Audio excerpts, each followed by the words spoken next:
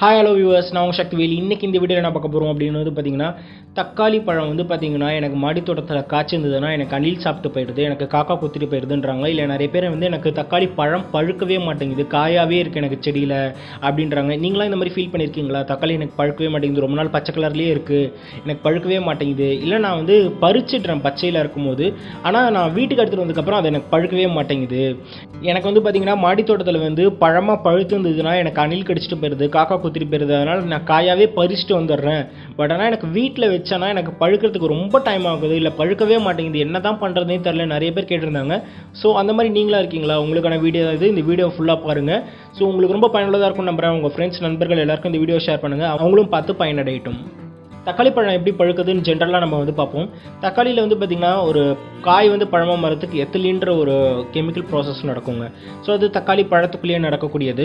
So அந்த மாதிரி ப்ராசஸ்னால தான் பார்த்திங்கன்னா பழமாக மாறும். ஸோ அந்த மாதிரி ப்ராசஸ் நடக்காமல் உங்களுக்கு போயிடுச்சு அப்படின்னா உங்களுக்கு இது காயாகவே ரொம்ப நாளைக்கு இருந்துக்கிட்டே இருக்கும், இல்லை ஸ்லோவாக நடக்கும்.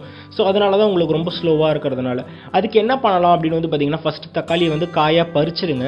பறிச்சுட்டு இது 2 மெத்தடாக உங்களுக்கு சொல்கிறேன். ஸ்லோவாக பழுக்கணும் அப்படின்னா நீங்கள் என்ன பண்ணுங்கள், அந்த தக்காளியை நீங்கள் பறிச்சுட்டு தனியாக ஒரு தக்காளியும் ஒரு பேப்பரை நீங்கள் சுற்றி நீங்கள் ஒரு பாக்ஸில் போட்டு நீங்கள் ரூமில் எங்கேயாவது வச்சிடலாம். கிச்சன்லேயே நார்மல் ரூம் டெம்பரேச்சரில் எங்கே வேணால் வைக்கலாம். இல்லைனா துணிப்பையில் நீங்கள் போட்டுட்டு அதை நார்மல் ரூம் டெம்பரேச்சரில் நீங்கள் எங்கேயாவது வச்சிடலாம். இது ஓரளவுக்கு ஸ்லோவாக பழுக்கக்கூடியது, சாதாரணமாக நேச்சுரலாக. உங்களுக்கு ஃபாஸ்ட்டாக பழுக்கணும் அப்படின்னு நினச்சிங்கன்னா இந்த தக்காளி பழத்தை ஒரு ப்ரௌன் கலர் கவர்லையோ இல்லை இப்போ துணிப்பை கண்டிப்பாக பிளாஸ்டிக் கவரில் மட்டும் போடவே போடாதீங்க. பண்ணுறதுக்கு நீங்கள் பேப்பர் பேக் ஏதாவது யூஸ் பண்ணிக்கோங்க. இந்த ப்ரௌன் கலர் மருந்துக்கெலாம் கொடுப்பாங்கல்ல, இப்போ பிளாஸ்டிக் பேன் பண்ணதுனால நிறைய ப்ரௌன் கவர் கிடைக்குது, அந்த மாதிரி எடுத்துக்கோங்க. இல்லைனா துணிப்பை சாதாரணமாக எடுத்துக்கோங்க.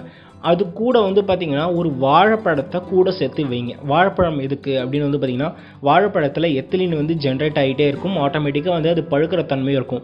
நீங்கள் நோட் பண்ணி பார்த்துருக்கீங்களா? ஃப்ரூட் பேஸ்கெட்லாம் வச்சுருந்தீங்க அப்படின்னா அந்த நிறைய பழங்கள்லாம் வச்சுருப்பாங்க அந்த ஃப்ரூட் பேஸ்கெட்டில். அது கூட நீங்கள் ஒரே ஒரு வாழைப்பழம் வச்சு பாருங்களேன், மற்ற எல்லா பழமும் சேர்ந்து அழுவி போயிடும், அந்த வாழைப்பழமும் சேர்ந்து அழுவி போயிடும்.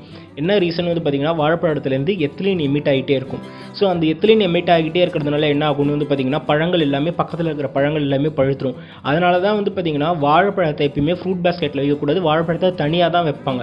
தெரிஞ்சவங்க அறிஞ்சவங்க பார்த்திங்கன்னா வாழைப்பழத்தை கண்டிப்பாக தனியாக தான் வைப்பாங்க. ஃப்ரூட் பேஸ்கெட் கூட எல்லா பழங்களும் கூட வாழைப்பழத்தை வைக்கவே மாட்டாங்க.